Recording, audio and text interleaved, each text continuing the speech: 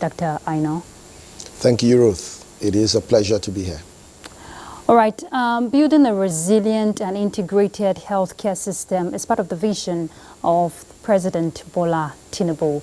And when we're talking reforming the health sector, affordability and accessibility of quality healthcare comes to mind. Now, how will this renewal compact initiative, bridge the gaps in the health sector? Thank you, Ruth.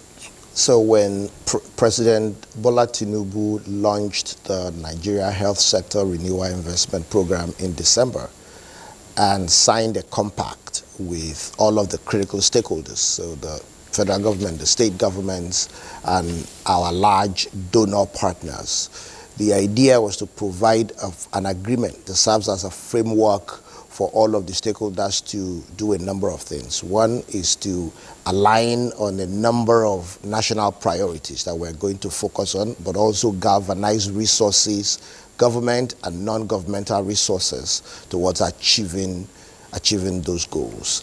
And led by the Coordinating Minister for Health and Social Welfare, the Health Sector Renewal Investment Initiative is being implemented using a sector-wide approach. What that again means is that all of the different pieces of the health sector, the demand side, which is, if you take the primary healthcare system, for example, the demand side is the National Health Insurance Authority working through the SHIAs, the state health insurance agencies, really providing financial protection for Nigerians as they seek basic services. On the supply side, the National Primary Healthcare Development Agency, which I lead, again working very closely through the state and the state primary healthcare development agencies, is really working to make sure that every Nigerian, wherever they are, can walk into a primary health center and access basic services that they need, be it diagnostic services, screening services, treatment services for malaria, for TB, for some of those basic conditions. A pregnant woman can get antenatal care, she can be delivered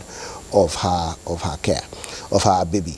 So the things that we're doing really cut across many different, just talking about where we are with implementing the National Health Sector Renewal Investment Initiative. So on the supply side, if you take Primary Healthcare Development Agency, one of the things that we've done is to really improve the Basic Healthcare Provision Fund. Actually, as a whole, the program is being reformed comprehensively because this is money that government really puts into the sector to make sure that the primary health system is working. So the federal government has increased the amount that is going into it. To your point, we have 50 billion. Actually, the budget for 2024 is even more than twice that, which shows the commitment of the government to make sure that the facilities have the infrastructure and the money that they need to operate.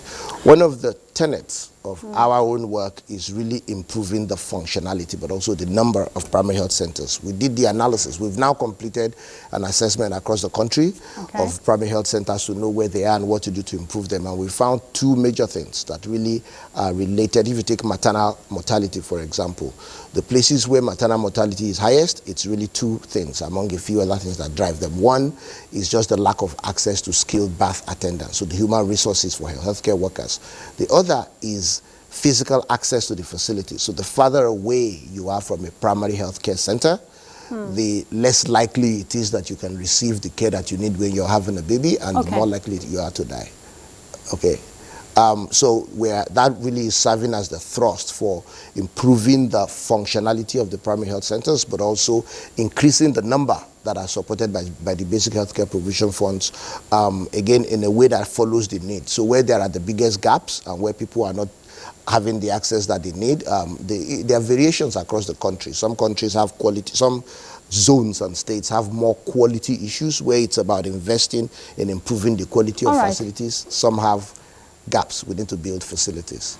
It's good, Dr. Aina, you're breaking it down for us, expanding the scope, to make Nigerians understand that it requires a holistic and innovative and coordinated approach if we must revamp the health sector. We'll pick up with the conversation when we come back from this break. Stay tuned.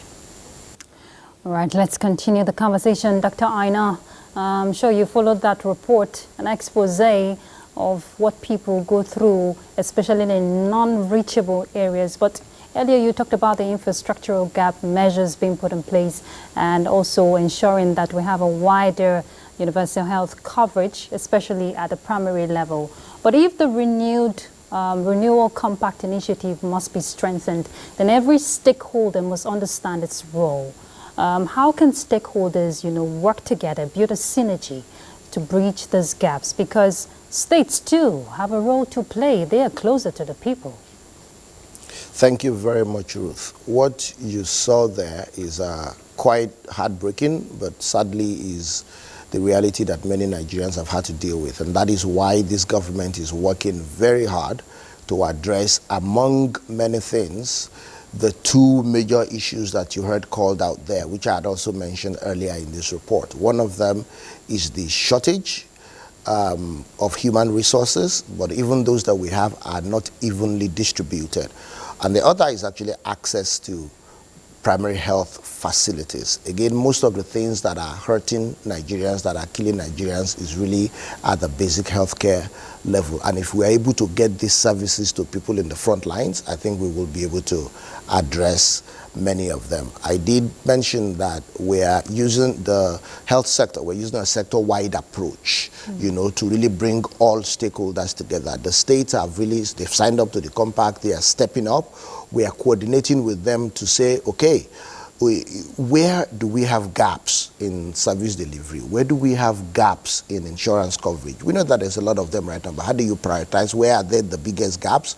And can we work together so that we can coordinate? If you're providing infrastructure, you're building facilities, if I'm able to give you health workers, you saw technologies being deployed to deliver commodities to the facilities. Our donors, we're even really working with the private sector through a number of platforms, because again, to bridge the gaps in the short term will take a lot of resources. And while government is doing a lot and will do more, our private sector partners and donors are also on board, and we're really just helping them anchor their resources to provide some of these services. Again, if you... Dr. Aina, what would you say is the next stage? Because from the launch in December, there was a time frame for 4 months, so to say, for the implementation of the Renewal Compact initiative.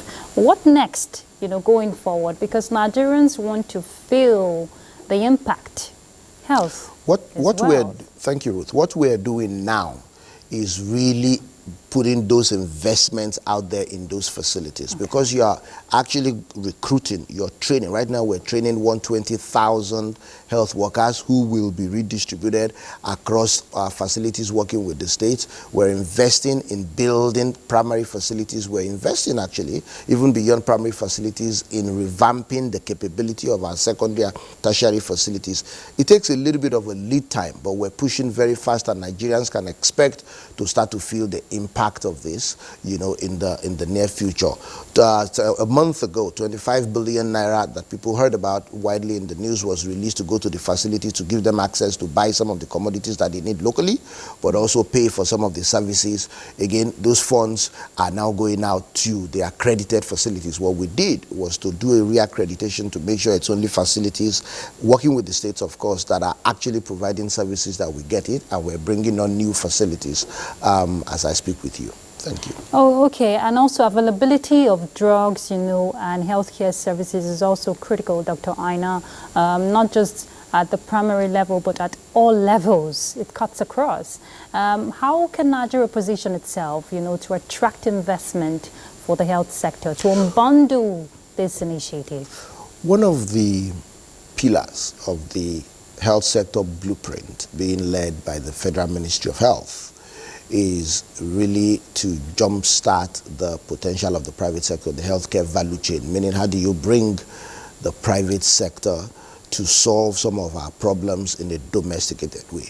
So that, again, if you overlay that with the recent experience where basic medications have skyrocketed in pricing and causing a lot of pain for Nigerians, the minister and the entire health team have jumped on that to do a number of things. One, how do you work with, Mr. President to create that enabling environment to attract at investment in local production of basic health commodities. But even those that are here already, how do you empower them? How do you give them access to finance? How do you give them, remove some of the barriers that is stopping them from going to scale? That's, you know, one of the anchors. The other anchor actually is doing some market shaping activity where, you know, pooled procurement, where the government through the Presidential Initiative on Value Chain is really looking at what are the commodities that Nigerians are buying the most of and that is causing the most financial pain, and doing some sort of pooled procurement. When you buy at scale, you are able to lower costs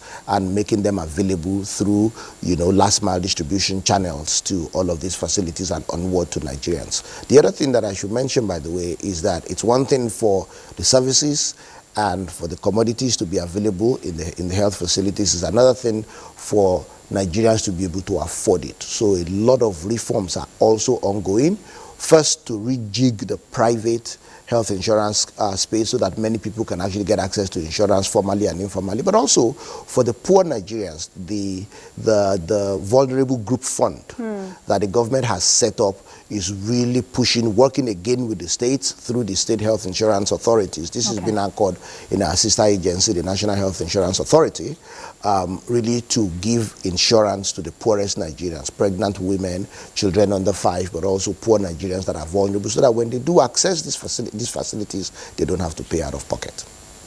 All right, and if I understand the 2023 to 2027 vision is to see that lives are being saved and, of course, access to healthcare is sustained.